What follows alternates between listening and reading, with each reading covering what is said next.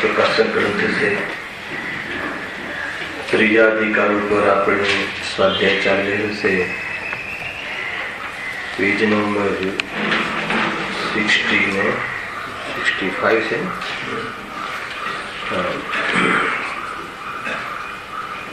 65 में अंत में आवे छे। एकेन्द्रिय पर्याय संबंधी दुख विश्व में जीव राशि जी घनी से अनंत से एकेन्द्रिय जीव जैसे जी पर्याय ने प्राप्त से ये परिस्थिति वर्णन करी अने महादुखी से एनी चर्चा करी से। तो एमां करीब करीब 4 घाती कर्मना उदय में केवी परिस्थिति थाय से एनी चर्चा समाप्त थई। टूंकमां एम कही सकीए कि ज्ञानागरणी और दर्शनागरणी कर्मनो तीव्र उदय होवाना कारणे एकेन्द्रिय जीवोने जे ज्ञाननो गाढ़ से अति अल्प है, बराबर है, बहु अल्प गाढ़ से मात्र एकेन्द्रिय से संयोग में स्पर्शन એટલે એમાં પણ અતિ અલ્પ જ્ઞાન છે અને મૌનીય કર્મનું તીવ્ર ઉદય હોવાના કારણે કશાય ઘણી છે। 2 પોઈન્ટ બરાબર। 3 કર્મોની ચર્ચા થઈ ગઈ। ચોથો કયું કર્મ? અંતરાય। અંતરાય કર્મના તીવ્ર ઉદયના કારણે એનું જે વીર્ય છે, ચેતના હણાઈ ગઈ હોવાના કારણે એનો ઉપાય કરવાની ક્ષમતા નથી।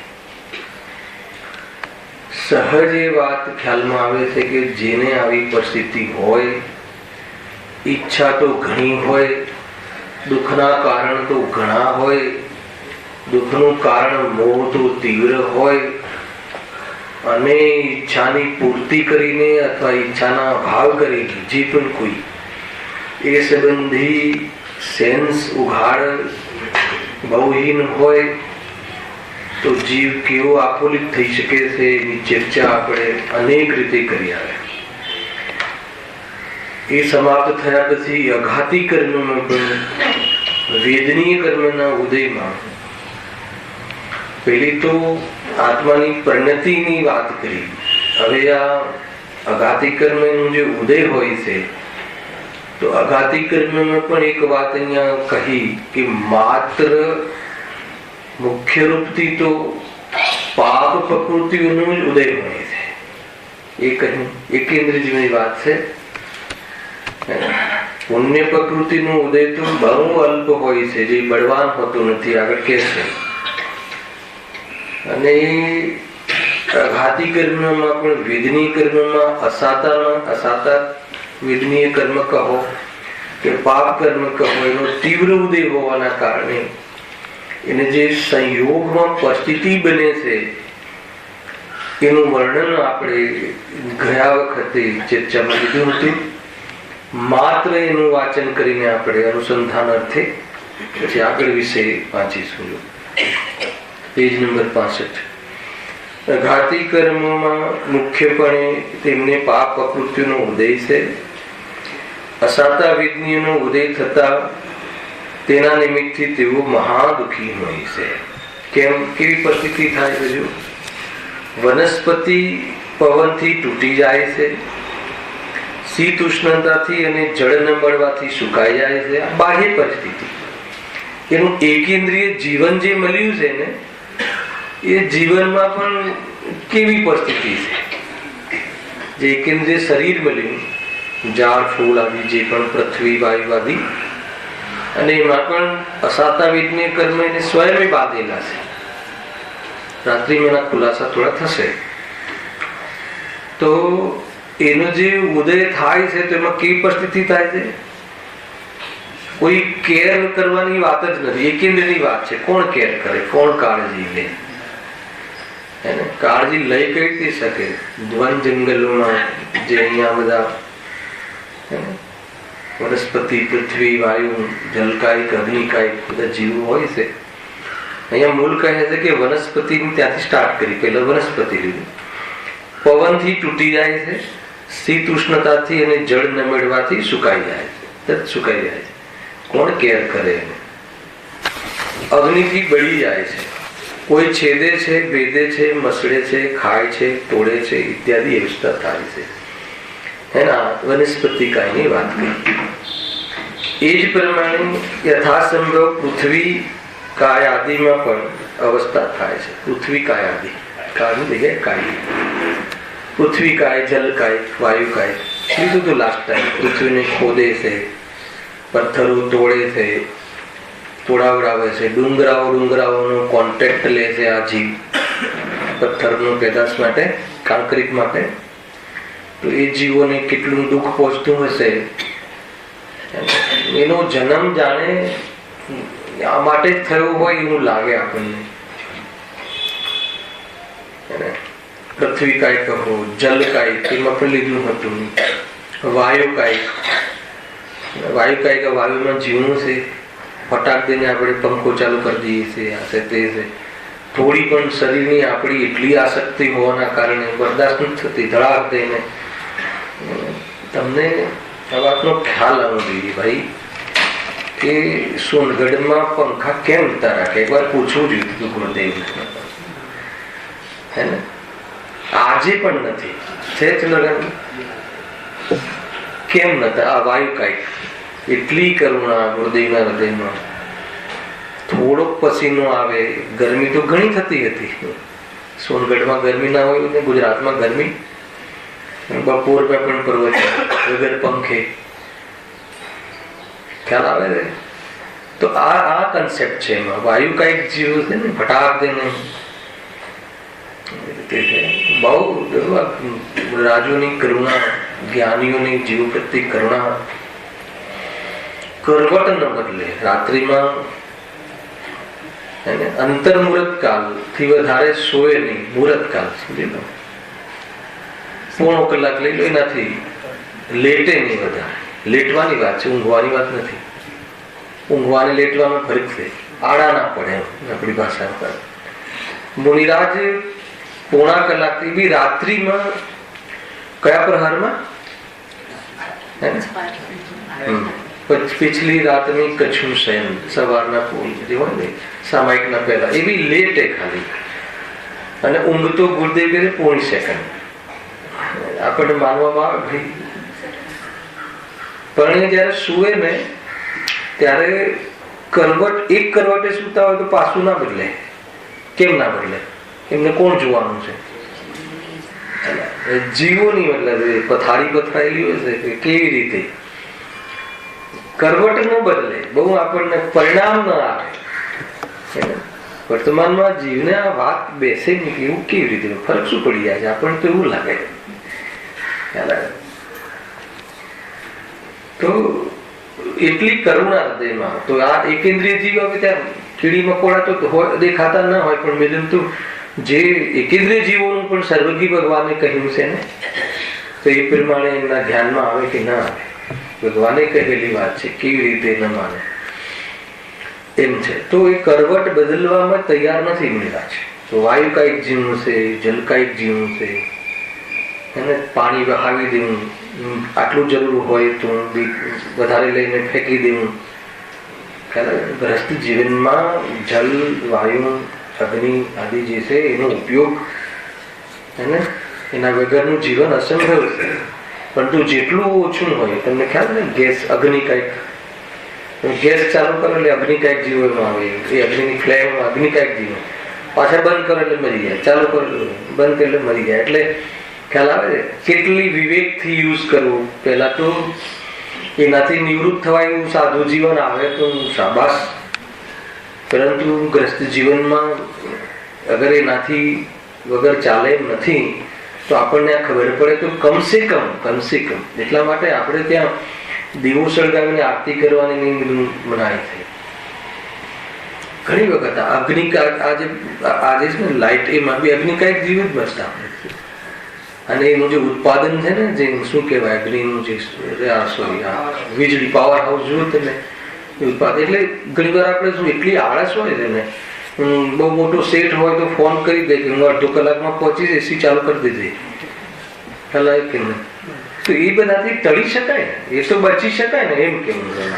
ઘણી વખત બધી જ રૂમોમાં લાઇટો ચાલુ હોય છે, આળસ એમ, અને પૈસાની કોઈ કમી છે નહીં, તો આપણી પ્રેસ્ટીજ છે, ખ્યાલ આવે.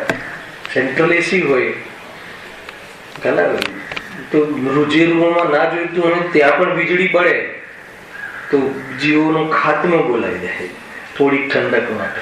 તમે એને જુઓ ને, આ તમે જીવન જે તમને સામાન્ય લાગતું હશે, પણ એક તો ઇકોનોમીથી પણ એટલું વ્યય ન થાય, ધન આદિનું, હે ને, દેશના જે પૃથ્વીના જે તત્વો છે એનો પણ વ્યય ના થાય. પ્રકૃતિનો નાશ આટલે જ થયો છે, હાઈ પ્રોડક્ટિવિટી. એના કારણે પ્રકૃતિના જે તત્વો, ખનિજ તત્વો હતા ને એનો નાશ થતો જાય. આ પણ એક સમજવા જેવી વસ્તુ, એ તો બહુ મોટો દોષ છે ને. મોટી મતલબ કે આ નસલો ખતમ થઈ ગઈ ભોજનના કારણે,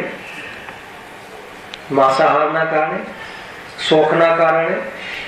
સિંહની નસલ જોવા નથી મળતી તમને, આપણને અહીંયા ખ્યાલ નથી. બોમ્બેમાં બેઠા બેઠા તો રેડીમેડ પેક થઈને આવે ને એ સિંહના ચામડાનું જેકેટ ને આને, આપણને થોડી ખબર છે. એ તો ત્યાં એવા એટલા, મતલબ એક સિંહ મરી જાય પછી એનું જેકેટ બનાવે તો બિઝનેસ ક્યારે થાય? તો એ પછી મોટી સંખ્યામાં જંગલોમાંથી ખતમ કરે, ખ્યાલ આવે. અને પછી એ આપણા માટે એ બધી વસ્તુઓ પૂરી પાડે છે. બોમ્બે વાળા ખરીદ શક્તિ જોરદાર ધરાવે છે. 1 કરોડનું જેકેટ હોય તો પહેરે, ખબર છે? 1 કરોડના જેકેટ માટે કેમ 1 કરોડના છે તમે વિચાર કરજો. જેટલી મોંઘી વસ્તુ હોય એટલી એમાં હિંસા વધારે હોય,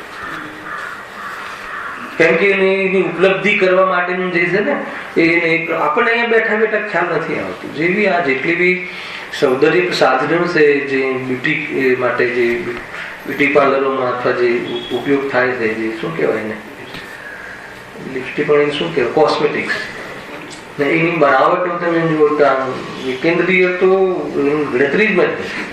2 3 4 કૂતરા બિલાડા ઉપર અજમાવે છે, ઇન્જેક્શનો આપે, એમાં પહેલા ટેસ્ટ કરે, પછી મનુષ્યને મોકલાવે કે ભાઈ આ સ્પ્રે આની આંખમાં છાંટો, આને કઈ ના થાય તો બજારમાં મૂકો. એ ઘણી બધી વાતો છે આમાં. કોઈ એની મતલબ કે પોતાના જે જીવન માટેની વાત નથી, આ તો સૌંદર્ય, કે દુનિયા મને સારું દેખે એના માટે કેન્દ્રીય જીવની જે આપણે જીવોની જે લાગણી કરીએ છીએ મારીને, તો હિંસા તો હિંસા જ હિંસા છે. પ્રકાર સમયમાં આવે ને ઘણી બધી વસ્તુઓ છે. થોડું સારું દેખાય એ પોતાને નહીં, બીજો દેખે, હે ને, બીજો જ દેખે ને. આપણી ઇન્દ્રિયો તો બધી બહાર ખુલે છે, તો ચહેરો તો બીજો દેખશે ને, ખ્યાલ. તો દુનિયા દેખે અને સારું કહે એટલા પોષણ માટે આ જીવ એકેન્દ્રિય જીવની કદર કરતો નથી, એમ કહે. થોડીક શરીર સંબંધી આસક્તિ ઘટી છે કે નહીં, થોડું તકલીફ પડવા દો, ખ્યાલ આવે કે નહીં. થોડીક તો સહનશક્તિ એ કેળવવા માટે આ તત્વના બલપૂર્વક અને આ જાણકારી લઈને થોડીક અંદરમાં કરુણાપૂર્વક, એ અગર જો શરીરની આસક્તિ ઘટવામાં નિમિત્ત બનતી હોય તો બનવા દો. ના પછી છે ને ધ્યાન ના રહે, પંખો બંધ તો ધ્યાન ના રહે. જો ઘરે તો આપણે છડે ચોક બધું યુઝ કરીએ છીએ, પરંતુ જે ક્ષેત્ર છે કે જ્યાં શીખવાનું છે, જ્યાં ચાન્સ છે, જ્યાં આપણા પરિણામ બી નરમ છે, જ્યાં અંદરનું હૃદય પણ આપણું થોડું દ્રવેલું હોય, મંદિર આદિમાં આવીએ તો નેચરલ છે, તો એવી જગ્યાએ થોડુંક ચાન્સ આપો ને. કોને? પોતાને આસક્તિ ઓછી થવા માટે ચાન્સ આપો ને. શું ફરક પડી જશે? મરી નહીં આયુષ્ય સમાપ્ત થતા પહેલા. અને આત્મા મરતો નથી. 2 વાત તો આપણે ભણ્યા છીએ. હર્ષદભાઈ બેસે છે વાત કોઈ જગ્યાએ ચેક લેવા ગયા હોય ને બહારમાં વિઝિટ રૂમમાં કશું ના હોય અને કલાક બેસાડે કોઈ, કલાક પછી ચેક આપશે તો બેસે કે ના? કલાક બરાબર. તો કાંઈક ખૂટે છે ભાઈ, કાંઈક ચિંતનમાં કાંઈક ખૂટે છે. બહારના લોભ માટે તું સહન કરે અને આત્મા માટે સહન કરવાની વાત નથી. આત્મા માટે ત્યાં જીવો પ્રત્યે કરુણાની વાત છે, અને તો બી કોઈ ધર્મની વાત નથી.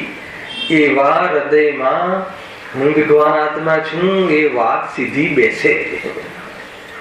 ધર્મ તો હું ભગવાન આત્મા છું એમ સ્વીકારવા માટે, પણ એ સ્વીકારવા માટેનું જે પોત, એ સ્વીકારવા માટેની ભૂમિ, એને એ ભૂમિ અંદરમાં ના હોય, પાત્રતા ના હોય, તો આ તત્વ જ્ઞાન, કોઈ જીવને વિવેક ના હોય અને એને ગાડી ચલાવવા આપીએ તો શું કરે? આવડતી હોય ખરી, પણ વિવેક ના હોય તો 2-4 ઉડાવી દે. બસ આ રીતે છે.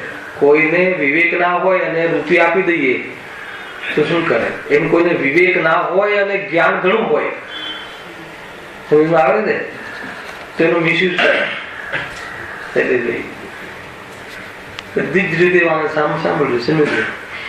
ખાલી મારે એકેન્દ્રિયના પર્યાયનું દુઃખ નથી સમજાવવું, મારે એ સમજવું છે અને સમજાવવાનો વિકલ્પ છે કે હવે આ પર્યાયને આપણે પ્રાપ્ત થવું નથી. આવું અનંતવાર આપણે ભોગવી ચૂક્યા છીએ, ફરી ત્યાં જવું નથી. આ કાલ ચક્રમાં પરાવર્તન ભણ્યા ને, જવું ને પાછું જન્મ્યા ને પાછું પૂરવું ને પાછું એકેન્દ્રિય ને પાછું.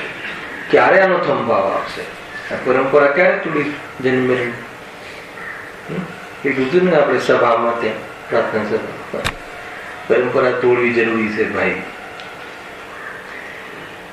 બસ થોડીક કમાણી થઈ, આ થઈને બહારમાં વેલ સેટ થયા દુનિયાની દ્રષ્ટિએ, એટલામાં જવાના દિવસો આવ્યા. અને ક્યાં જવાનું છે એ તો પાછી એને તો ખબર નથી. આપણને ખબર જ ના હોય ક્યાંય જવાનું છે અને જવું કોઈ તો, એ તો કિડનેપિંગ થયું. આમ આંખમાં પટ્ટી બાંધીને લઈ જાય તો કેવું લાગે, કેવું પરેશાન થઈ જાય. જવાનું છે અહીંયાથી એ તો પાકું ને કે નથી જવાનું? ના જવું હોય તો એ જવાનું છે પાકું. હવે ક્યાં જવાનું છે એ ખબર નથી, પણ આગળના માધ્યમથી કયા પરિણામો કર્યા હોય તો ક્યાં જઈએ એ પણ બતાવી દીધું. સમજમાં આવે છે આખી વાત? અને એ જ્યાં જવાનું થાય છે એ જગ્યાએ કેવી પોઝિશનો થાય છે એ પણ બતાવી દીધું. તો હવે ના જવું હોય તો શું કરવું? તો કે આત્મદર્શન સ્વરૂપમાં ચાલ્યો જા, બસ. એ સિવાય બીજો કોઈ ક્યાંય ઉપાય નથી. અદભુત માર્ગ મળે. મને તો ચંદ્રકાંતભાઈ એટલું મહિમા આવે આ માર્ગનો કે ખરેખર ક્યાં ફસાયા હતા ને ક્યાં રજડતા હોત ને ક્યાં. તો એક વાત મળી ગઈ છે આની અગર પહોંચ ખ્યાલમાં આવે ને તો હરખાય મને મન. જેમ બહારમાં આપણને ઓર્ડર મળે ને કેમ હરખાઈએ, એમ આપણને આ મોક્ષનો ઓર્ડર મળે અને એ ઓર્ડરના અનુસાર પ્રોડક્શન કરવાના માટે આપણે ઉપાય કરીએ તો કેવો ફરક થાય. આમાં તો સક્સેસ છે, પેલામાં તો સક્સેસ નહીં જ થાય. ઓર્ડર પ્રમાણે મળી પણ જાય તો સુખી થવાનું સક્સેસ નહીં જ થાય. અને આમાં તો ગેરંટી છે, જ્ઞાનીઓએ ગેરંટી આપી છે, એને સીલ માર્યો છે અરિહંતોએ સિદ્ધોએ ગુરુદેવશ્રી કે આ માર્ગ આ છે. વિચાર કરજો થોડોક. બસ જેટલું બી જીવન જીતુભાઈ, બસ તત્વ જ્ઞાનમાં, સ્વપર ભેદ વિજ્ઞાનમાં, બસ જેટલું બી જીવન રહે એમાં વીતે. અને જો જવાનું તો છે પણ બીજી ગતિઓમાં પણ માર પડે કેવું તો નથી જ જીવવું. કમસે કમ 2, 5 ભાવ 10 ભાવ કોઈના રહે તો રહે. બધા આપણા બધાના ભાવ થોડી વધારે હોય. આત્માની વાત બધાને ગમતી ન હોય એ તો ઠીક છે, થોડોક સંસ્કાર કુસંસ્કાર જતો નથી એટલે 2-5-10 વર્ષ ફરીશું, પણ જશું પાકું બધા જ જીવો. બરાબર છે કે નહીં?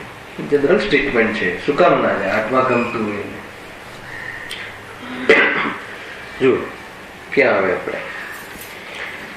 એ જ પ્રમાણે યથાસંભવ પૃથ્વી કાય આદિમાં પણ અવસ્થા થાય છે.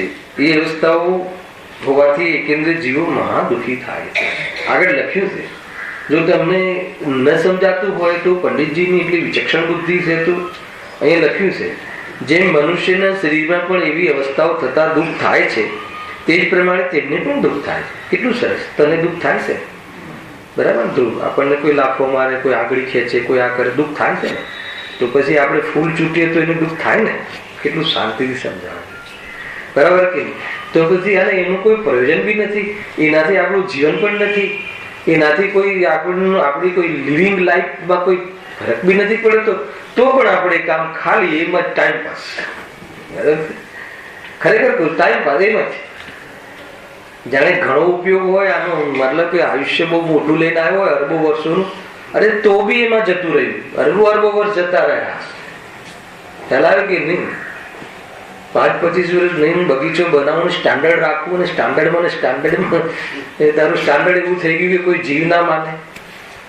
સમજવાથી બેટા ખ્યાલ આવે બધું. તો અહીંયા લખ્યું તને દુઃખ પહોંચે, તને દુઃખ થાય છે ને? તને કોઈ તારી આંગળી મળો ને આમ કરે, ડોકામ કરે, તો પછી એ જીવોને દુઃખ પહોંચે કે ના પહોંચે? એ પણ જીવ છે, અને એને તો પોતાનું જે બહારનું જે જીવન મળ્યું છે એમાં કોઈ પણ એની તો શક્તિ મૂરઝાઈ ગઈ છે. મૂર્છાઈ ગયેલું જીવ છે, એકદમ હણાઈ ગઈ છે. એવું લખ્યું ગુરુદેવ પ્રવચનમાં, શક્તિ હણાઈ ગઈ છે. તો એને તો કોઈ તારો પ્રતિકાર કરે કે તને સામનો કરે કે તારાથી બચીને ભાગે કે એવી જાતિની પણ શક્તિ નથી. અને તું અત્યાચાર પર અત્યાચાર કરે છે. તને બોલે નહીં, એ તને કહે નહીં, મને કઈ થાય છે એવું કઈ તને જણાવે નહીં, કોઈ પ્રગટ વ્યક્ત પર્યાયમાં કોઈ પ્રગટ દુઃખ દેખાય નહીં, એટલે દુઃખી નથી એમ નથી. એટલે પહેલા પંડિતજીએ સિદ્ધ કર્યું તને પણ દુઃખ થાય છે તો એ પણ જીવ છે, અને એ તો તીવ્ર મોહી જીવ છે. તને પણ મોહને લઈને દુઃખ થાય છે, અને મોહ એને તીવ્ર છે, તો તું એના મોહને તું વધારે એક્સાઇટ નહીં કરતો. ખ્યાલ આવે કે નહીં? એની ઈચ્છાઓને તું વધારે ભડકાવ નહીં. શીખવા જેવું છે ભાઈ. કેટલી બધી વાતો મળી આજે. કોસ્મેટિક જીવન, જેની સાથે આપણે વર્તમાન મોક્ષ જવા માટે તો જરૂર જ નથી. સાંભળ્યું? અને જે જીવન છે સંસારમાં એના માટે પણ જીવન નથી, એના માટે પણ એની જરૂર નથી. થોડી બ્લેક સ્કિન દેખાય તો શું પ્રોબ્લેમ આવે? થોડો વ્હાઈટ વાળ દેખાય તો શું પ્રોબ્લેમ આવે? બતાવો. એના માટે જાત જાતની ડાયો ને આ ને તેને કેવી ચીજોથી બને છે, અને એ તો કેવી ચીજોથી બને છે તો એમાં તો હિંસક છે જ. પણ વર્તમાન મેડિકલ કહે છે કે એના યુઝથી તને કેવી જાતિના રોગો પૂછે છે તને ખબર છે? થોડું 2 કલાક તારું ફર્સ્ટ ક્લાસ માથું દેખાય ને એવી માથામાં શું દેખાય? જળ છે તો જળ છે. અરે કમસે કમ દર્પણમાં જોઈએ ને વૈરાગ્ય આવે એને શું કામ છુપાવું? પ્રકાર આપણને રિયલાઇઝ થાય કે અરે હવે તો સફેદ વાળ દેખે કમસે કમ તો કે હવે તો, અને એને બી તું ઢાંકી દે કે ને અભી મેં જવાન હું. મતલબ થોડી વાત સમજવા જેવી છે. કાન બધા આપણે ઓલા ટેવાઈ ગયા છે ને, પેલું દ્રવ્યાન્વિક સાંભળવાની, માત્ર દ્રવ્યાન્વિક સાંભળતા પહેલા એને આ એન્ટ્રન્સ એક્ઝામ. જો એક વાત છે કે કોઈ સારી સ્કૂલમાં જવું હોય ને તેનો જે યુનિફોર્મ છે ને, યુનિફોર્મ છે એનું બરાબર પરફેક્ટ જોઈએ, એનું નખબખ કાપેલા જોઈએ, એ તો એન્ટ્રી જ નહીં મળે. ભણવાની વાત તો પછી છે, બરાબર? તો એન્ટ્રીની પરીક્ષા છે, એન્ટ્રીની. મોક્ષ માર્ગમાં આવવું હોય તો પેલા એન્ટ્રન્સમાં પાસ થવું જોઈએ કે તને અંદરમાં તારું હૃદય કોઈ કોમળ નથી, અને તને મેં કહેશું કે તારા પપ્પા ભગવાન આત્મા છે, તને નહીં સમજમાં આવે. તું ભગવાન આત્મા છે, નહીં સમજમાં આવે, તને વાત નહીં બેસે. હલાવ્યો કે એટલા માટે આ કહે છે અહીંયા. કેટલી બધી સારી વાતો છે કે થોડુંક કાળજી કરવા, થોડુંક જોઈને ચાલવાનું છે. શું બગડી જાય છે? આજુબાજુની દુકાનો બે ધ્યાનમાં ન આવી તો પ્રોબ્લેમ શું આવે? થોડુંક રસ્તો જોતા જોતા જઈએ ને 2-5 જીવો આપણા નિમિત્તથી એને હાનિ ના પહોંચે, એને દુઃખ ના પહોંચે તો શું ફરક પડે? પાછું બોર્ડની જરૂર નથી. કઈ નવી દુકાન બની, કઈ નવું મકાન લેવાનું નથી, ફ્લેટ કઈ તું શું કરે? બધું બદલાઈ જવું જોઈએ જીવન. એ એકદમ ડિસિપ્લિન જીવનમાં સાવધાની હોવી જોઈએ, શાંતિથી જીવન. મજબૂરી તો મજબૂરી છે, આ તો ચાલવું પડે છે, ગાડીમાં આવીએ મજબૂરી એટલે રાખ. મજબૂરી કોઈ કરાવે છે એમ નહીં, પણ એમાં પછી વિવેક કરી શકો ને કે ભાઈ લોંગ ડ્રાઈવ નહીં જવું. લોંગ ડ્રાઈવ ખ્યાલ છે? ખાલી એમ જ આજે આવી લોંગ ડ્રાઈવ જઈને 2-4 બેઠા છે ખાલી તો અનર્થ દંડ કોઈ જે પ્રયોજન નથી. કમાવાનું, ખાવાનું, પીવાનું, વર્તમાન લાઈફનું કોઈ પ્રયોજન નહીં. તો કે આ ખ્યાલ આવે ને ભાઈ, જે લોક છે ને એ કેન્દ્રીય જીવથી ખર્ચોખર્ચ ભરેલું છે. તો હાથ હલાવે છે ને તો બી જીવ મરે છે. તો જેટલું સંભાવ હોય એટલું ખ્યાલ આવે કે નહીં. એ રીતે છે. ઘણી વખત આપણે પેલા એમાં જ ઝાટકીએ ને કપડા, તો મને આ વિકલ્પ આવે કે આપણે ખાલી ફોગટનો આ વ્યર્થમાં આરંભ કરીએ છીએ. જેટલો આરંભ છે એ ના વગર નથી ચાલી શકતું, સમજમાં આવે છે. મંદિર આવીએ છીએ, જઈએ છીએ, મંદિર નિર્માણ કરીએ છીએ, મૂર્તિની પ્રતિષ્ઠા કરીએ છીએ, દરેક જગ્યાએ હિંસા તો થાય છે. ખ્યાલ આવે કે નહીં? એ પ્રશસ્ત હિંસા કહી, કેમ કે ભવના ભાવમાં નિમિત્ત બનવા વાળી છે. અને આપણે જે જગ્યાએ ઢગલા કરીએ છીએ ને એ તો ભાવમાં ભટકવામાં નિમિત્ત બનવા વાળું છે. સમજો, હિંસામાં પણ ડેપ્થ ક્યાંથી સ્થિતિનો ભાગ પડે આવે. અને સંપૂર્ણ હિંસાથી નિવૃત્ત થવો તો ઘૂસી જાય સ્વરૂપમાં જતું રહે, બીજું કોઈ ઉપાય નથી. હા, અને એ શીખવા માટે આપણે આ થોડું ઘણું આરંભવાદી કરીએ છીએ. બાકી જીવન તો આમાં જ જવું જોઈએ. હવે જેટલું બી જીવન બાકી રહ્યું, મોટા આયુષ્ય ભાઈ કોઈના નથી. કદાચ કોઈ પૂરું મનુષ્ય આયુષ્ય વર્તમાન કરી લે તો 100 વર્ષ, 50, 40, 35 જેના તો જતા રહ્યા બધા. અને હવે એક 25 વર્ષ બાકીમાં શું કરી લેશું? ક્ષણનો તો ભરોસો નહીં. શું તોડી લેશું, શું કમાઈ લેશું, શું લણી લેશું, શું કરી લેશું, અને કરીને શું કરી લેશું? પ્રાયોરિટી આની આપો, આત્મકલ્યાણની, ભેદ જ્ઞાનની બહુ જરૂરી છે ભાઈ. એને નહીં તો ગુરુદેવ તો કે કુકરી સુકરીમાં ક્યાંય જન્મી, સુકેડામાં ક્યાંય ખબર બી નહીં પડે.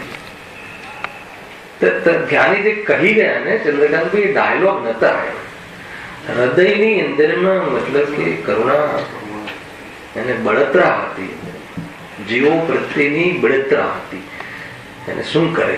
કારણ કે એમને ખ્યાલ છે ને, જ્ઞાન લખ્યું હતું. એ ગઈકાલે વાક્ય વાંચ્યું હતું લાસ્ટ ટાઈમ. એક દુઃખ તો જ્ઞાની એને જાણે એના દુઃખનું તો કોણ જાણે? આગળ જેમ મનુષ્યના શરીરમાં પણ એવી વ્યવસ્થાઓ થતા દુઃખ થાય છે, તે જ પ્રમાણે તેમને પણ દુઃખ થાય છે. જીવને પછી કઈ શોખ વોખ કરવા જ નહીં. શોખ શાના માટે કરવાના હોય? બતાવો શાના? મોજ માટે. અને એ શોખ કરવાથી મોજ થાય છે કે સજા થાય છે? તો પછી કેવી શોખ? દુનિયાની દ્રષ્ટિથી દુનિયામાં બધે ચાલે છે. દુનિયામાં તો ચાલે ને, સંસારને ચાલવું છે ને ભાઈ. સંસારની દુકાન બંધ નહીં કરે ક્યારે. આપણે એ દુકાનના ગ્રાહક નથી બનવું. અને એવા તો બહુ કિંમતી ચીજો બહુ ઓછી હોય. 2-5 જ એવા જીવો ફળાગ નીકળ્યા. કેટલા છે? અનંત જીવની રાશિમાં આપણા બસ આટલા જ જીવ. હે હા, આપણને તો આપણી વાત કરવી છે ને, તો આટલા ભારત દેશની આટલી આબાદી, અબજોની આબાદી, એની વચ્ચે આપણે કેટલા જીવો ખાલી આત્માની વાત સમજવા તૈયાર થતા હોય. અને પાછી બેસવી તો જોઈએ ને, તો એટલા જ જીવો સમજી લેજો. આત્માની વાત બેસવાની વાત છે. બહુ સમજવું જરૂરી છે ભાઈ. દુનિયાની કોમ્પિટિશન થોડી કરવાની. બધા લોકો કરે તો બધા લોકો નરકમાં જાય છે.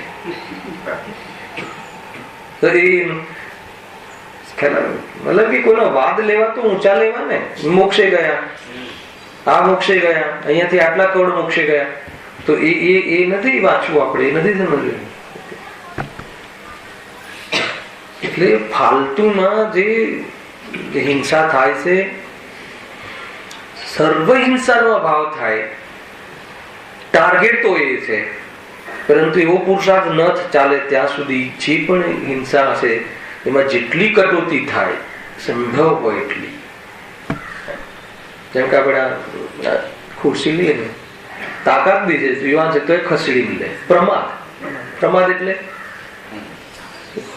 શરીર પ્રત્યે જાણે મારું શરીર કઈ ઘસાઈ જશે, અરે પણ તું નીચે 4 પાય ઘસાય છે ને, તું કેટલા જીવો મરી જાય છે.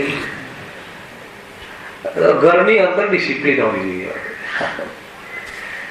ઊંચું કરીને મૂકી શકે છે તારી પાસે તાકાત, ભલે તારી દુકાનનો નોકરો હોય, ઘરે પોતાનું કામ પોતે કર, બરાબર ચેક કરીને.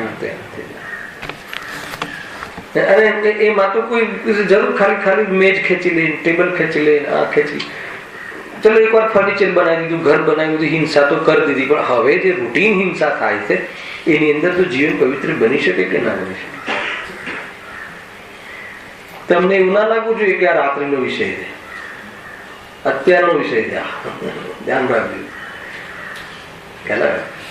આપણને ને આ તો પાઠશાળાનો વિષય છે. કેમ આપણે નથી કરતા આવું બધું?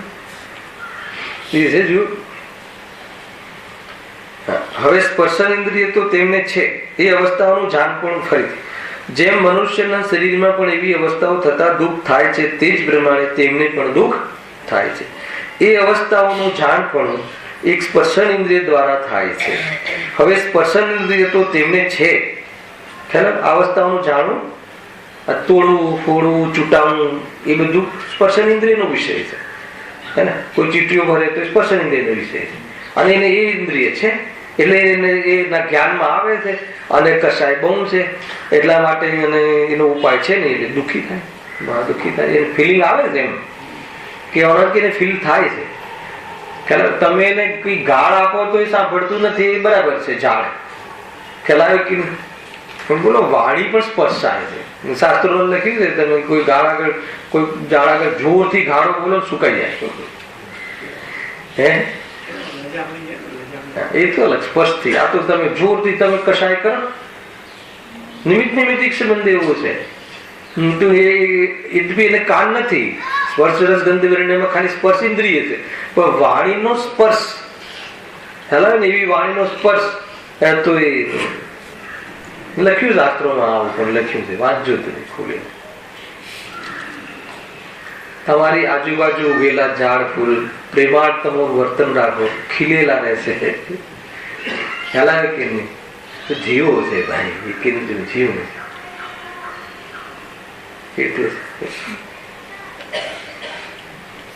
થોડુંક અંધારું પડતું કપાઈ નાખો ઝાડ, ધાડક દઈને. ખેર તો પ્રદૂષણથી બચવા માટે ગવર્મેન્ટ તો બહુ મોટા દંડ રાખ્યા છે.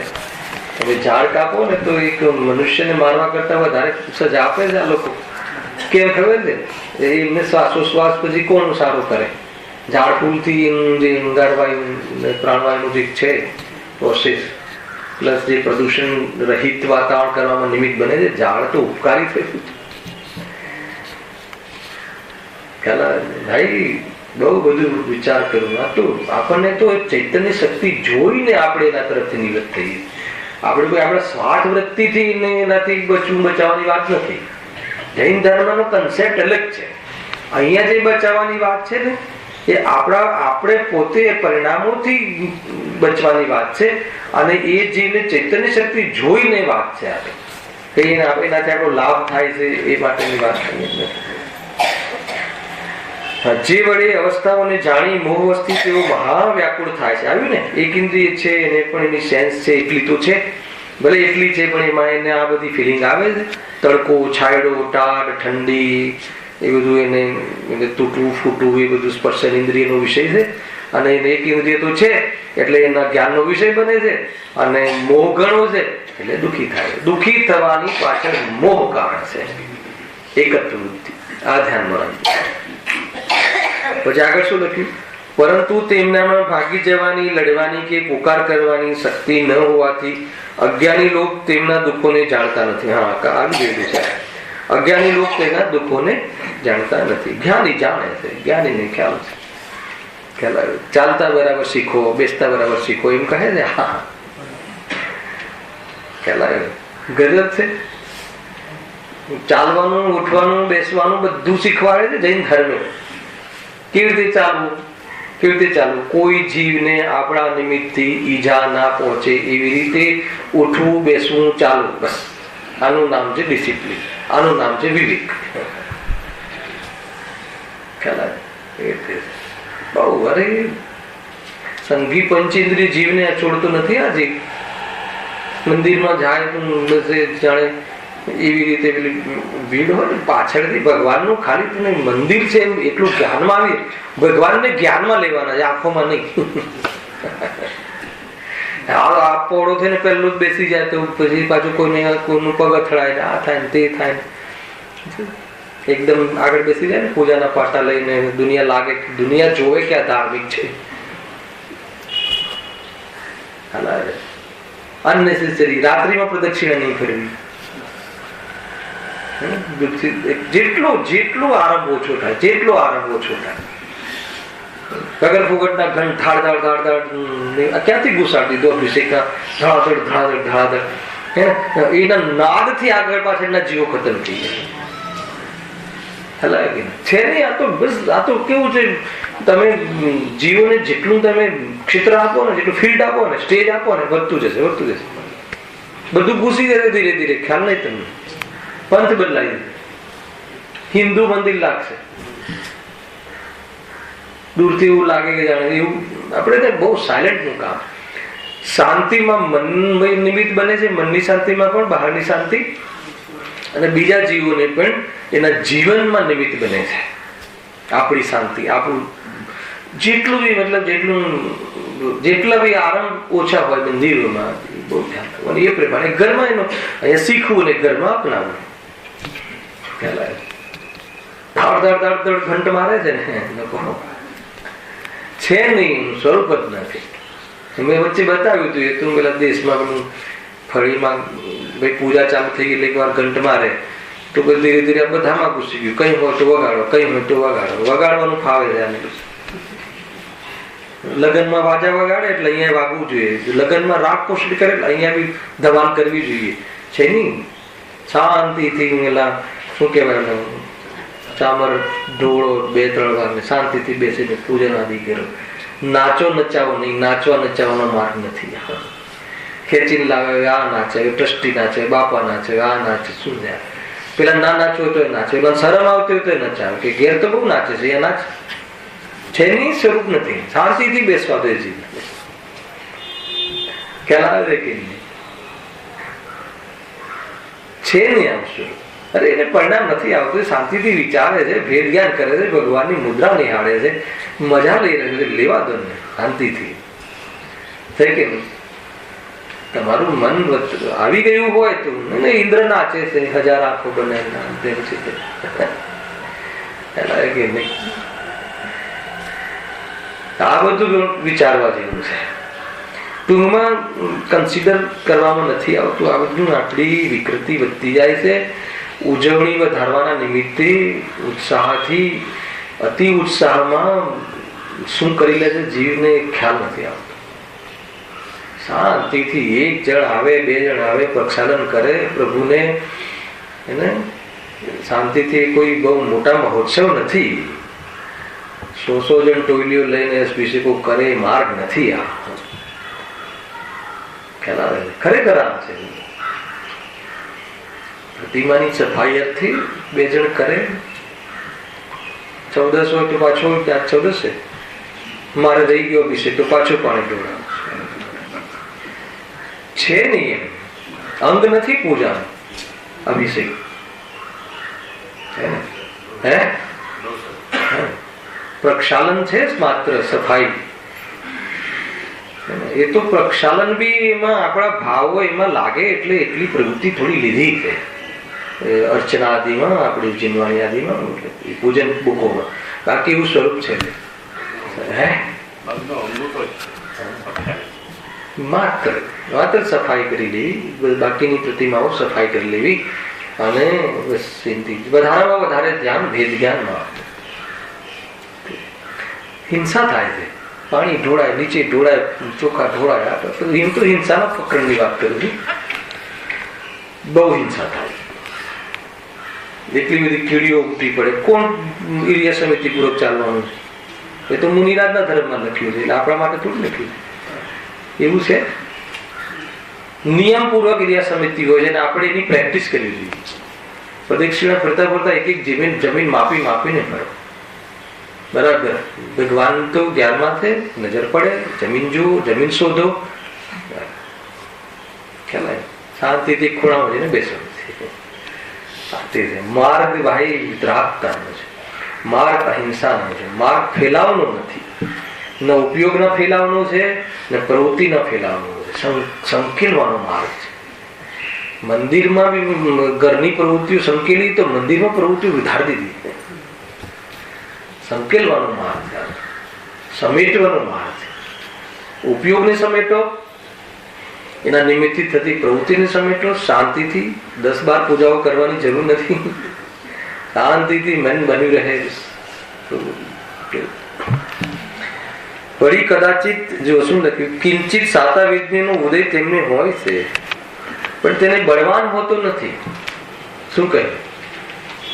સાતા વિજ્ઞાનનો ઉદય કહ્યો છે, બળવાન હોતો. સાતા વિજ્ઞાન એટલે કોઈ કદાચ કેર કરે, કોઈ બરાબર સાચવે, કોઈ સજ્જન વ્યક્તિ, પણ છતાં બી આ હવા પાણીને કેવી રીતે રોકે?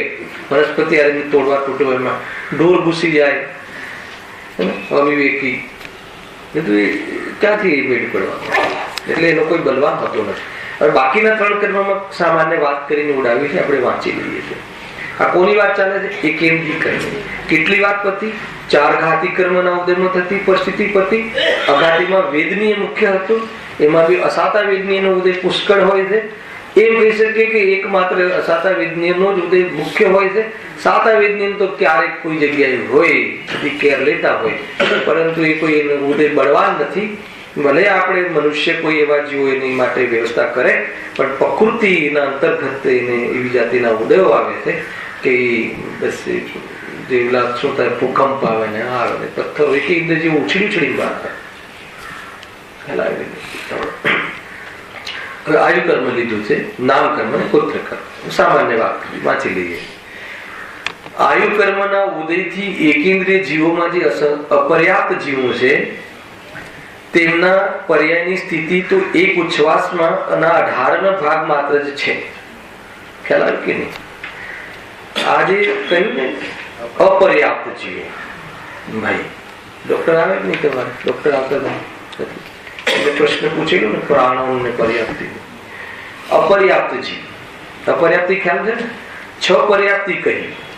એ જયારે બી જીવ બીજા દેહને ગ્રહણ કરે છે વિઘ્ન ગતિમાંથી, ત્યારે પ્રથમ સમયમાં એક પરમાણુ જે ગ્રહણ કરે છે, તો એમાં 6 પર્યાપ્તિ. એકેન્દ્રિય હોય તો એને 4 પર્યાપ્તિ, પછી 2 ઇન્દ્રિયથી લઈને સંજ્ઞી સુધી, અસંજ્ઞી સુધી 5 પર્યાપ્તિ, અને આપણે મન હોય એટલે 6 પર્યાપ્તિ. પર્યાપ્તિ એટલે કાર્ય કરવાની ક્ષમતા, શક્તિ. તો કયું કાર્ય કરવાની વાત છે? કે જે ઇન્દ્રિયોના માધ્યમથી. તો એવા શરીરની રચના થાય છે ને, તો એમાં સૌથી પહેલા છે કે આહાર પર્યાપ્તિ, શરીર પર્યાપ્તિ, પછી પાછી છે ઇન્દ્રિય પર્યાપ્તિ, શ્વાસોશ્વાસ પર્યાપ્તિ, મન પર્યાપ્તિ, ભાષા પર્યાપ્તિ. આ 6 પ્રકારની પર્યાપ્તિ. એટલે પરમાણુ શરીરને જે એટ્રેક્ટ થાય આત્માને પરમાણુ, તો આત્મામાં એવી શક્તિ પેદા થાય છે કે એ પરમાણુઓ ખલરૂપ ને રસરૂપ પરિણમન કરે. એ આહાર પર્યાપ્તિ. પછી શરીર પર્યાપ્તિ, પછી એ ત્યારે ચાલુ થાય છે. સમજો કે એ પરમાણુઓ એવી આત્મામાં એવી શક્તિ પેદા થાય, નૈમિતિક ભાવ પેદા થાય આત્મામાં, કે એ પરમાણુઓ આત્માનું નિમિત્તપણું પામીને, આત્માના એ પ્રદેશોનું કંપનપણાનું નિમિત્તપણું પામીને, ખ્યાલ એ કેવી રીતે રચના થાય એનું? કેટલાક લોહીમાં, કેટલાક ધાતુમાં, કેટલાક વીર્યમાં, કેટલાક ઇન્દ્રિયોમાં, એ રીતે પરિવર્તિત થવાની ક્ષમતા પેદા થાય, એને શરીર પર્યાપ્તિ કહે. આ રીતે 6 પર્યાપ્તિઓ હોય છે, હે ને?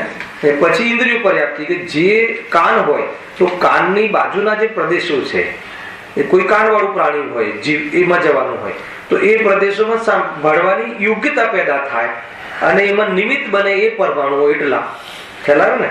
તો એ પ્રમાણેની એ પર્યાપ્તિ ડેવલપ થાય. આ બધી પર્યાપ્તિઓ અંતર્મુહૂર્તમાં સ્ટાર્ટ થાય છે અને અંતર્મુહૂર્તમાં પૂરી થાય. પણ કોઈ જીવને આ પર્યાપ્તિ પૂરી જ ના થાય, એ લબ્ધ પર્યાપ્ત એવા જે જીવો છે એ એક શ્વાસમાં કેટલી વાર જન્મે છે? 18 વાર જન્મે છે, 18 વાર મળે છે. એક શ્વાસ કેટલો હોય ખબર છે? થોડુંક વિજ્ઞાન છે નથી. 2 નાડીના ધબકારા વચ્ચે જેટલો કાલ જાય ને એનો એક શ્વાસ. ડોક્ટર માટે ને પલ્સ તો 2 ધબકારા વચ્ચે જેટલો કાલ હોય ને એનો એક શ્વાસ. 1 મિનિટમાં એવા 78 શ્વાસ હોય છે હેલ્ધી પુરુષને. હવે એટલે કેટલી સેકન્ડનો એક શ્વાસ થયો? કરીબ 0.5 સેકન્ડ થાય. પ્રપોઝ ને 0.5 સેકન્ડ. હવે 0.5 સેકન્ડમાં 18 વાર જન્મે ને 18 વાર મરે. એટલે 18માં ભાગ થાય 0.5 સેકન્ડનો, એટલે જીવનો એક ભાવ પૂરો થઈ ગયો. તો એ એકેન્દ્રની વાત નથી. એને આ કર્મભૂમિના મનુષ્યમાં પણ જે સમૂર્છન જે જીવ પેદા થાય છે ને એનો ભાવ એવો હોય છે સમૂર્છન. એકેન્દ્રિય, 2 ઇન્દ્રિય, 3 ઇન્દ્રિય, 4 ઇન્દ્રિય અને અસંગની 5 ઇન્દ્રિય, 4 ઇન્દ્રિય સુધી તો સમૂર્છન જ જીવ હોય છે. પછી 5 ઇન્દ્રિયથી જે છે ગર્ભજ ને અંડજ ને એવા બધા જીવો પેદા થતા હોય છે. સામાન્ય જ્ઞાન છે, એનું ડિટેલિંગ આપણે પછી કરીશું. ખ્યાલ આવે છે? આપણે સમજીએ છીએ ને કે જીરો એટલે હવા પેક કરે ને, શું કહેવાય, એરટાઈટ થેલીઓ બનાવે છે અને એમાં પ્રોડક્ટ રાખે છે ખાવાની. તો એમાં મર્યાદા રહે, વધે, બધા કહે છે.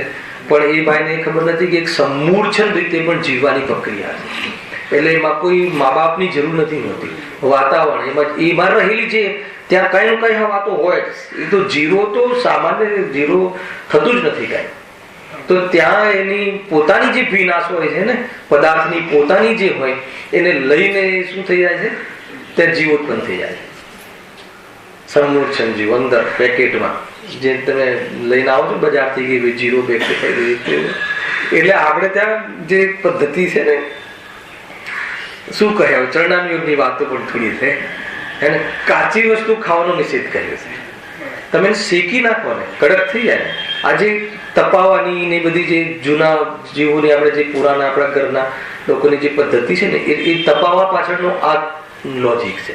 તમે કોઈ ચીજ તપાવો ને, હા, એટલે એમાંથી ભેજ ઉડી જાય. ભેજ ઉડી જાય એટલે જીવ પેદા ના થાય. ખ્યાલ આવે? એટલે કોઈ બી વરિયાળી છે કે આ છે, તમે ભલે વાપરો પછી, પણ એને તમે થોડી ગરમી આપી દો, શેકી નાખો ને એટલે એ પ્રાસુક થઈ જાય. એને પ્રાસુક થઈ જાય એટલે જીવો પડવાનો અવસર નથી. ઓછી શક્યતા છે, નહીં પડે એમ નહીં, ઓછી શક્યતા છે. એટલા માટે આ બધા કન્સેપ્ટ છે, થોડુંક સમજવા જેવું છે ભાઈ. જેટલું પોસિબલ હોય એટલું. કોઈ બી કાચી વસ્તુ આપણે આજે ઇવન ત્યાં જે વ્રતિ જેવો હોય છે ને, એ તો ફળ છે કે કોઈ બી જે શાકભાજી છે તો એને કાચી ન ખાય. એ લોકો પ્રાસુક કરી નાખે. પ્રાસુક કરવાનું ખબર? પ્રાસુક કરો એટલે એમાં જીવ પેદા થવાની શક્યતા નથી. તમે જયારે કોઈ બી ચીજને એને બોઇલ કરી દો કે સામાન્ય એને ગરમી આપી દો, એને હીટ આપી દો, એટલે એ જીવમાં અને એ વસ્તુમાં પછી જીવ પડે, પેદા થાય એવી પરિસ્થિતિ ના પડે. એને પ્રાસુક કહેવાય છે. શુદ્ધ તો છે જ એનામાં જીવ, એ વાપર છે કે એનામાં જીવ તો છે જ નહીં. પછી એ જે વ્રતિ જીવ એને પ્રાસુક કરીને ભોજન લે, પ્રાસુક આહાર કહે છે. અને ઘણી બધી વાતો છે જીનો રીઝનમાં. થોડુંક તમને ટચ કરાવો કેવી એમાં જેટલું બી પકડાઈ જાય તો આપણે બી કરી શકીએ. ભલે આપણે વ્રત નથી તો નથી, એવું કઈ થોડી નિયમ કરીને જ કરવું. આપણે તો જીવ ન મરે એનાથી મતલબ છે, અંદરમાં કરુણાથી મતલબ છે. અને કોઈ જીવને હાનિ પહોંચાડીને આપણું સ્વાદ કે આપણું શરીર સુંદર દેખાય એવું જીવન નહીં જીવવાનું. જેવા દેખાય જે દેખાય છે હું નથી એ નક્કી રાખું. એ જેને જોવે છે ને હા હું કરે છે એ હું છું જ નહીં. અને મને જે સર્વગી ભગવાન જે જોવે છે ને હું મને જોઉં છું, અને ગુરુદેવે જે મને બતાવ્યું એ તો બહુ સુંદર છે, અતિ સુંદર છે. ખ્યાલ આવ્યો કે નહીં? અનંત ગુણાત્મક, અનંત શક્તિનું સામર્થ્ય છે. ખ્યાલ આવ્યો? આ ચૈતન્ય તત્વ તો વિશ્વનું ઉત્કૃષ્ટ અને આશ્ચર્યકારી તત્વ છે. 392 નંબરનો બોલ બેન્સરીનો. ખ્યાલ? હમણાં અમે લોકો પરમ દિવસે બી પાછું એક પ્રાર્થના સભામાં આ બોલ ચલાવ્યો. બહુ જોરદાર તત્વ છે ભાઈ, આશ્ચર્યકારી તત્વ છે, ચમત્કારી તત્વ છે. એના શરણમાં આવી જાય તો જી પરમાત્મા બની જાય. એ ચમત્કાર એવું છે શૈલેષભાઈ. તમે હતા લેટા હે? અચ્છા, ડિક્લેર કરવામાં થોડી મિસ્ટેક થઈ હતી ટાઈમિંગની, પછી ખ્યાલ. જો ક્યાં આવ્યા હતા? આયુકર્મ. આયુકર્મના ઉદયથી એ એકેન્દ્રિય જીવોમાં જે અપર્યાપ્ત જીવો છે, અપર્યાપ્તની વાત આવી. અપર્યાપ્ત લબ્ધિ અપર્યાપ્ત કહે છે. તેમના પર્યાયના જે એક શ્વાસમાં 18 વાર જન્મે મરે જે કહ્યું ને, જે છઠાલામાં ને બધે, એ આ લબ્ધ અપર્યાપ્ત. એની પર્યાપ્તિ જ પૂરી ના થાય એટલામાં તો ખતમ થઈ જાય. એવા એવા ભાવ એક ભાવ પૂરા થઈ ગયા એને ભાવ કહેવાય. એક ભાવ પૂરો થઈ ગયો, એક દાવ પૂરો થઈ ગયો, ફિનિશ થઈ ગયું. એવા ભાવ અનંત વાત કર્યા છે. તેમના પર્યાયની સ્થિતિ તો એક ઉચ્છ્વાસના 18મા ભાગ માત્ર જ છે, લખ્યું ને. અને પર્યાપ્ત જીવો, અને કોઈ પર્યાપ્ત હોય, જે બધા પર્યાપ્ત છે જીવોની સ્થિતિ એક અંતર્મુહૂર્ત આદિ કેટલાક વર્ષ સુધીની છે. એક અંતર્મુહૂર્ત એટલે જગન્ય, ઓછામાં ઓછી અંતર્મુહૂર્ત, અને ઉત્કૃષ્ટ કેટલાક વર્ષ સુધી, એમાં પલ્લે સુધી છે. કઈ કહેવાય આપણે જે ભોગભૂમિના જે જીવો છે, ભોગભૂમિની વનસ્પતિ આદિ, એનું તો એ તિર્યંજનું તો બહુ મોટું આવ્યું છે, કેટલાક વર્ષ સુધીની છે. તેમને આયુષ્ય થોડું હોવાથી જન્મ મરણ થયા જ કરે છે, જેથી તેઓ દુઃખી છે. હે ને? એક તો શરીરનું બહુ, એક જ તો બુદ્ધિ હોય ને વારંવાર મરણ થાય તો મરણ સૌથી સંવેદનશીલ ઘટના છે ને ભાઈ. અને એ મરણ વારંવાર થાય તો ભાવ મરણની વાત નથી. ભાવ મરણ તો હે ને, આ તો જે મરણ કહ્યું ને, આ દ્રવ્ય મરણ, દેહના વિયોગને જે મરણ કહે છે, વારંવાર એને તો મરણ થાય છે. તમે આપણને તો 2 ઇન્દ્રિય 3 વિકલેન્દ્રિય નો આવે છે પાઠ, લગભગ કાલ ચાલુ થઈ જશે આના પછી. એ તો આપણને પ્રત્યક્ષમાં ખ્યાલ આવે છે કે દળાદળ આપણે ચાલતા હોય, ઉઠતા હોય, બેઠતા હોય, જીવોની તો હિંસાની તો હોળી થાય છે. અને વ્યર્થમાં શાંતિથી બેસવું ને, સમાધિમાં બેસવાની પ્રેક્ટિસ પાડો ને. બહુ અતિ પ્રારંભ નહીં કરો ને, અતિ આરંભ નહીં કરો. જેમ બને એમ જવાનું ટાળો ને, 2 વારો ઓછા કરી નાખો ને, શું ફરક પડી જશે? એક વાર કે છે તમે લગ્નમાં ના આવે, બહુ શું ફરક પડી જશે? હે ને? અરે કમસે કમ એ ઓછી સંખ્યા થઈ જાય તો બહુ સારું, બહુ ઝંઝટ ઓછી. હે ને? બરાબર છે કે નહીં? કે તમે આ ચીજને નહીં છેડો. અમારા ઘરે પ્રસંગ છે આ વર્ષે. કાંઈ નહીં, શાનો પ્રસંગ? શું પ્રસંગ? કયો પ્રસંગ? રાગના પ્રસંગ છે, રાખના આકર્ષણના પ્રસંગ છે. કયા પ્રસંગો? મેં બહુ વાર લીધું હતું. વેદનું જયારે પરિણામ અહીં આવ્યું હતું ને, પત્રિકા આપવા જઈએ ત્યારે શું વિચારવાનું? વેદ કષાયનો તીવ્ર ઉદય આવે છે. 2 પરિણામના ભોગના ભાવો, એ સિવાય બીજી અનુકૂળતાઓમાં સંયોગના ભાવોનો ભાવ આવે ત્યારે લગ્ન આદિ પ્રસંગો હોય છે. આત્મા એક છે, પરિપૂર્ણ છે, અને એના આધારે રહે તો બ્રહ્મચર્ય ખીલે. સ્વરૂપમાં રમવાનું ખીલે, કોઈ જરૂર ના પડે. એને ભોગવો માટે કોઈ વસ્તુની જરૂર ના પડે. જન્મથી બ્રહ્મચર્ય રૂપ રહ્યા ને ગુરુદેવ શ્રી બાલ બ્રહ્મચારી. એને કોઈ ચીજની જરૂર નથી. સમજજો, ક્યારેક બ્રહ્મચર્યનો વિષય આવશે ને તો તમને એમ લાગશે કે આપણને આ વિષય આચાર્ય આટલું બધું કહેવા માંગે છે. આવશે ક્રમથી. હવે નામકર્મના ઉદયમાં તિર્યંચ આદિ પાપ પ્રકૃતિઓનો ઉદય વિશેષપણે તેમને હોય છે. કોઈક હીન પુણ્ય પ્રકૃતિનો ઉદય તેમને હોય પણ તેમનું બળવાનપણું નથી હોતું. તેથી એ વડે કરીને મોહવશ પડે તેઓ દુઃખી થાય છે. એટલું કહેવું છે કે નામકર્મ પણ મુખ્ય રૂપથી તો નામકર્મમાં પછી કેટલીક પાપ પ્રકૃતિ છે, કેટલીક પુણ્ય પ્રકૃતિ છે. એમાં મુખ્ય રૂપથી તો પાપ પ્રકૃતિનો જ ઉદય હોય છે, સહન આદિ જે પણ હોય છે. અને કદાચિત કોઈ પુણ્ય પ્રકૃતિનો ઉદય હોય થોડી, પણ એનો કોઈ બલવાન હોતી નથી. નામકર્મ જે પ્રાણ પ્રકૃતિ છે ને, શરીરની રચનામાં નિમિત્ત બને એની વાત છે. હવે ગોત્ર કર્મ, તો ગોત્ર કર્મ તો કઈ ગોત્રો છે? સંકલેશ્વર કે એટલે પેલા ગોત્રની ચર્ચા કરી લીધી છે. ગોત્રની વાત અહીંયા ગોત્ર કર્મમાં માત્ર એક નીચ ગોત્ર જ તેમને ઉદય, નીચ ગોત્ર જ છે એકાંતે, તેથી તેમની મહત્તા કાંઈ થતી નથી. એટલે એમને વાસના રૂપ હોય છે. તો વિચાર શક્તિ તો છે જ નહીં, એવું કોઈ જાતિનો કોઈ ઉજ્જવલ ભાવ તો છે જ નહીં. ઉજ્જવલ ભાવ ન હોવાને નીચ ગોત્ર કહે છે. ખ્યાલ? હવે એને તો નીચ ગોત્ર છે જ. પછી કહું, પણ આપણે આપણો ભાવ ઉજ્જવલ ના હોય, અહિંસક ના હોય, તો ભલે ઊંચા ફેમિલીમાં જન્મ્યો હોય પણ નીચ ગોત્ર કર્મનો ઉદય છે. અરે એટલી ખબર પડતી નથી. જીવો બિચારા નાના નાના જીવો સક્ષમ નથી, અને તું એના પગ રાખીને એ પણ વાતો કરે છે. અને વાતો તો શું બનાવ્યું તું આજે, એવી વાતમાં કઈ પાછું દમ ના હોય કે ભગવાન આત્માની વાત થોડી.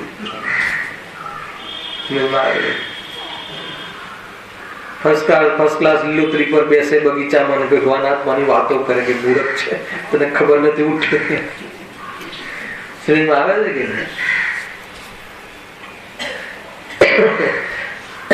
અંતિમ વાત, બહુ સુંદર વાત કરી છે અંતમાં. આજે વિષયને સમેટ્યો છે એ લઈ લઈએ. 3 મિનિટ છે આપણી પાસે. એ પ્રમાણે એકેન્દ્ર જીવો મહાદુખી છે. બરાબર? કોણ મહાદુખી છે? આપણે એકેન્દ્રિય. અને પછી મેં લીટી કહી હતી ને ત્યાં, આ જીવે એકેન્દ્રિય પર્યાયમાં ઘણો કાળ કાઢ્યો. ઘણો કેટલો? અસંખ્યાત પૂતગલ પરાવર્તન. એક પૂતગલ પરાવર્તનમાં કેટલો સમય? એના અનંતમાં ભાગમાં હે ને અનંત તીર્થંકરો, અરે અનંત સિદ્ધ રાશિ આવી જાય ને, થાય ને એટલો કાળ, એટલો અનંત કાળ, અનંતો ભાગ થાય એનો. તો પૂતગલ પરાવર્તન નો કાળ કેટલો થાય?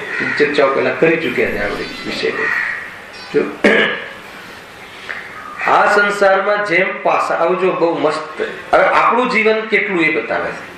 આ સંસારમાં જેમ પાષાણને આધાર હોય ત્યાં તો ઘણો કાળ થાય. એક ડુંગરો, એને આધાર જમીન હોય એ તો વર્ષો સુધી રહે. પણ નિરાધાર આકાશમાં, એટલે કોઈ મતલબ એવું થયું જ્વાળામુખી કે શું કહેવાય એને, ધરતીકંપ થયો, પથ્થર નીકળ્યો, સાંભળજો, નીકળ્યો અને અધ્ધર આકાશમાં થયો અને પછી નીચે પડે. હવે લખ્યું છે જો, આકાશમાં કદાચિત કિંચિત માત્ર કાળ રહે. કેટલો કાળ રહે? બહુ અલ્પ કાળ રહે ને. હવે આગળ શું લખ્યું છે? તેમ આ જીવ એકેન્દ્રિય પર્યાયમાં તો ઘણો કાળ રહે છે. એકેન્દ્રિય પર્યાયમાં તો પેલો ડુંગર જેટલો રહે, પણ એ સિવાય બીજી પર્યાયમાં, પણ અન્ય પર્યાયમાં કદાચિત કિંચિત માત્ર કાળ રહે છે. અન્ય પર્યાયમાં કેટલો કાળ રહે છે? પેલો પથ્થર ત્યાંથી ઉછળે અને પડે.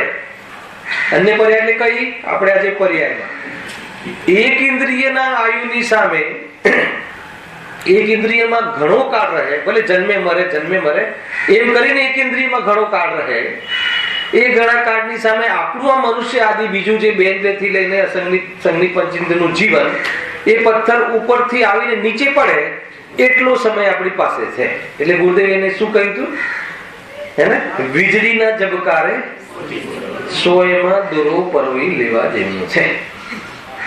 એટલે કઈ સોય ને કયો દોરો ખેલાઈ ને? આ ઉપયોગ રૂપી દોરાને આ ત્રિકાળી ધ્રુવ વિદ્વાન આત્મામાં પરો હોય તો આટલો કાળ છે, અને એ કાળમાં આપણે બીજા ઘણા કામ કાઢ્યા છે, તો વિચાર કરી લેવા જેવું છે. એમ અહીંયા કહેવું છે એ રીતે.